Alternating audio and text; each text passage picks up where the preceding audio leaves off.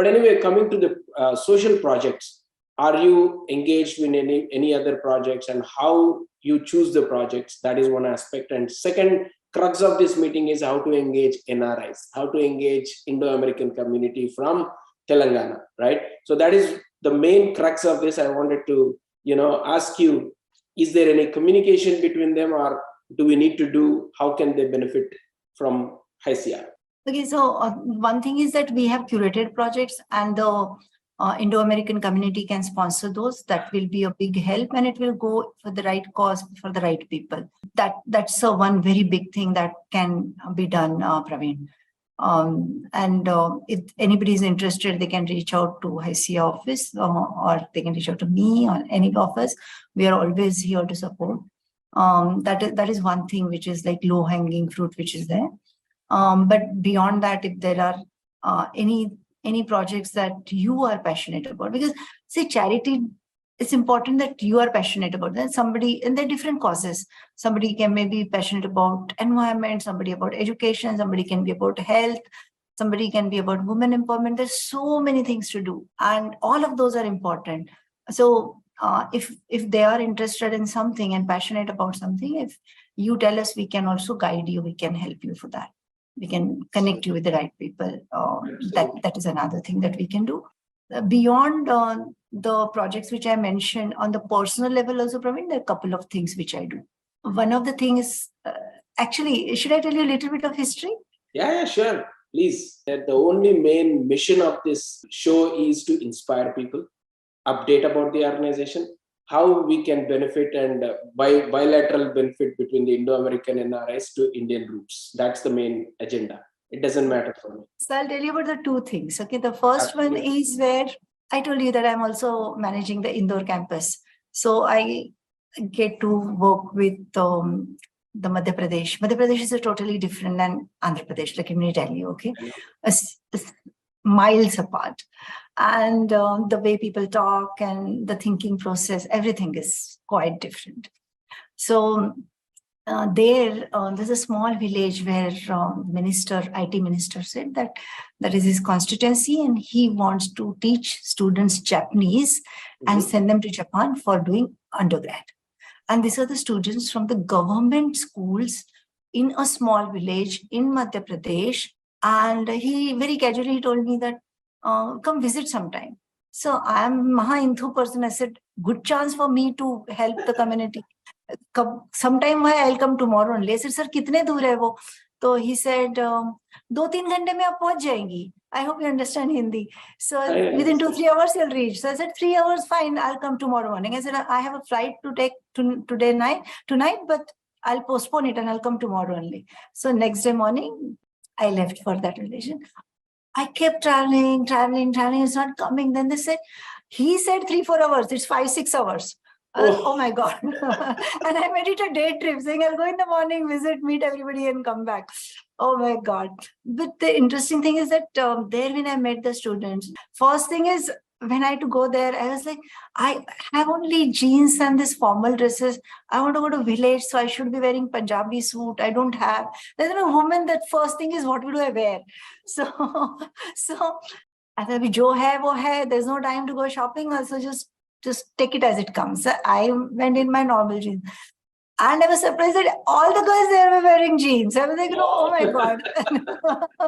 I don't even know what they wear. Oh my God. Okay, so then we said, okay, we'll take up this Japanese project, and I started finding ways in which we can do the training online, and they have to understand which levels that they have to do 2 levels before Japanese universities will consider them for order. And for this, these girls could, all students, girls and boys, could not even read and write Hindi properly. Forget English. And forget Japanese. Okay. And there we are teaching them Japanese. And believe me, though they could not, even Hindi and English was broken, 70% of them cleared the Japanese exam in 1.5 years. 2 Japanese exams, level 5 and level 4. Level 4 is higher. I guess it goes reverse. 5 is the lowest, and then the 4. So they cleared that. I was very unhappy. I said, sir, only if you're 70% clear. So Manisha, 70%, Manisha, you do realize what it is? I said, sir, I'm just used to 100%. No. It's great. And now they'll be going to this. In between, when I visited them, and I asked the students, I wanted to encourage them.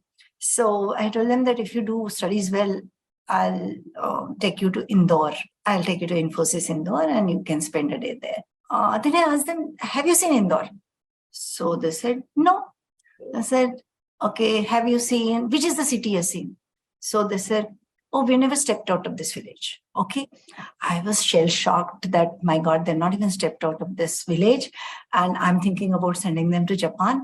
And, Praveen, the girls were also there. The girls from a village. And, their surnames are based on their caste. Imagine that kind of people I was talking.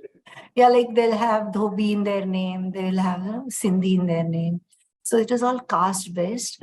And these girls were now, and parents were okay to send the girls to Japan.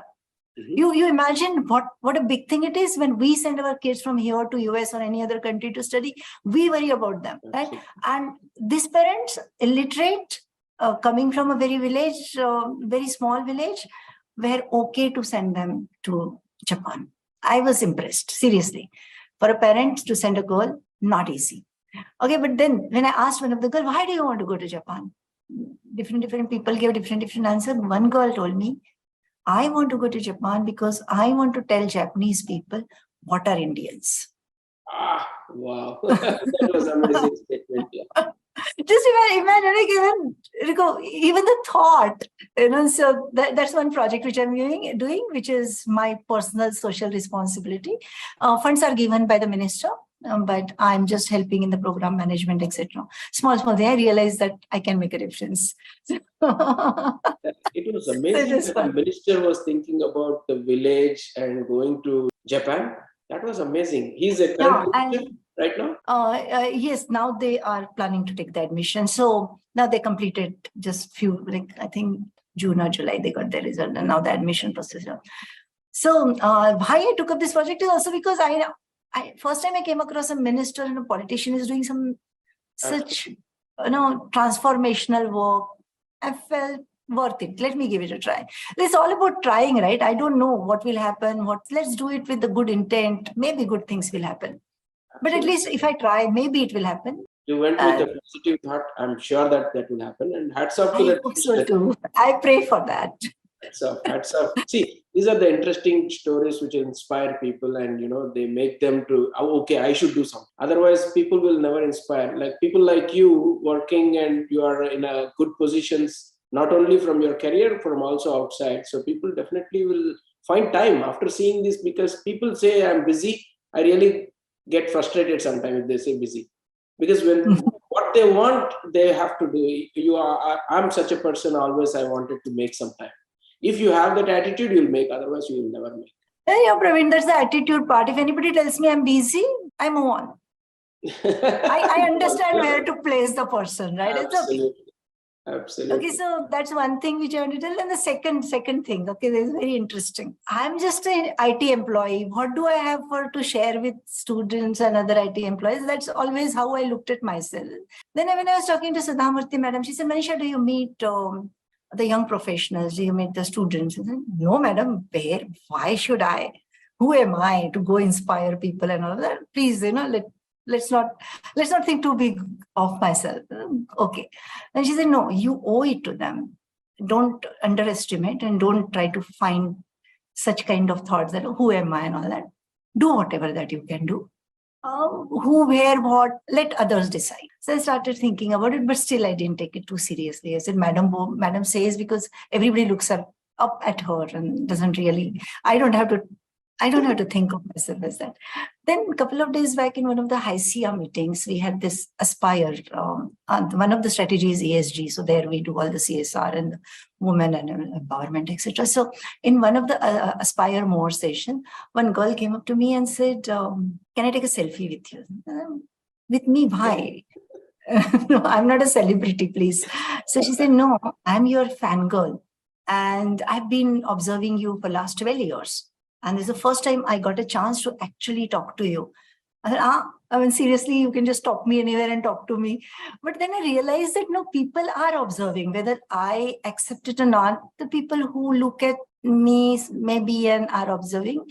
And so I thought, okay, let me come out of my shell and try to do something for the girls. Then I thought for a long time, what is it that I can do which will help students? Then I analyzed my life and I said, what was the turning point in my life? Because I told you about the 13 years gap, right? So after 13 years gap, why would I even think about doing something? After 13 years, you tend to feel life is set, jo hai ab hai, this is what it is, this is what my destiny is, this is what my fate is.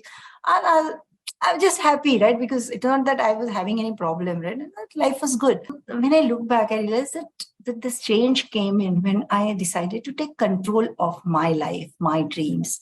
And I said, I should do something. It's not about my husband able to provide, my father-in-law. Usually there are so many people who are doing things for us and life is just cool and happy.